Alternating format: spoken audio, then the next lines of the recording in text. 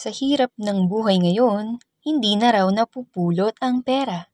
Pero ang apat na mga grade 10 student na sina Zyper, Simon, Janren at Warren, literal na nakapulot ng pera. Ito'y matapos makapulot sila ng wallet sa isang parking lot sa Lower Magsaysay, Baguio City noong Lunes, June 30. Nandun na kami sa parkingan nun at may may naapakan yung kasama namin na wallet daw, tas kinuha niya. Noong una, hindi nila alam kung saan nila ito isasauli. Pero dahil kinakailangan nilang bumalik agad sa paaralan, hinawakan muna nila ang wallet na naglalaman ng 98,000 pesos. Kaya napagdesisyonan po namin na iuwi muna. Tas pumunta muna kami dito sa school. Tas nagklase pa po kami. Tas nung hapon po ng pagkatapos ng klase namin,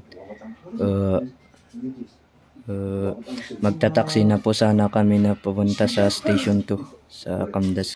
Ang nasabing wallet ipinagbigay alam nila sa kanilang guro. Tumulong naman ang kanilang guro para maipasakamay ito sa mga pulis.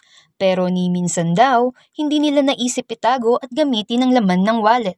Kasi naisip din po kasi namin na malaki-laking pera at baka pinaghirapan din po ng may-ari kasi. Kinahaponan din na ipasakamay ng mga bata ang wallet sa police station at personal nila itong iniabot kay Hombre Bueno na isang massage therapist. Ayon sa BCPO, ang nasabing pera ay pinag-ipunan ng may-ari nito at ide-deposit sana ito sa bangko nang mahulog niya ito. Labis naman ang pasasalamat nito sa mga bata. Hanga naman dito ang kanilang advisor. Anya, likas na masunurin at mabait ang mga estudyante sa klase. Tularan nila ang magandang ginawa ng mga grade 10 students at iwasan ang mga hindi. At i-apply ang mga natututunan nila sa ESP, Edukasyon sa Pagpapakatao. Emosyonal naman ang magulang ni John Ren na si Leopoldo. Ito'y dahil na naig pa rin ang katapatan ng kanyang anak. Sobrang natas din ako, naiyak din ako na hindi ko na akalain na kasi namumblema siya ng cellphone niya kasi nahulog.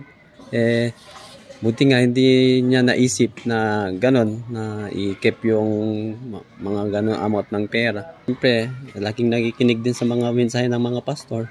Siguro na mali yung mga ganyan na angkinin yung hindi pagmamayari, kaya gano'n. Yan ang patunay na mataas ang tiwala ng mga mamamayan sa kapulisan dahil of all people, ang naisip nila na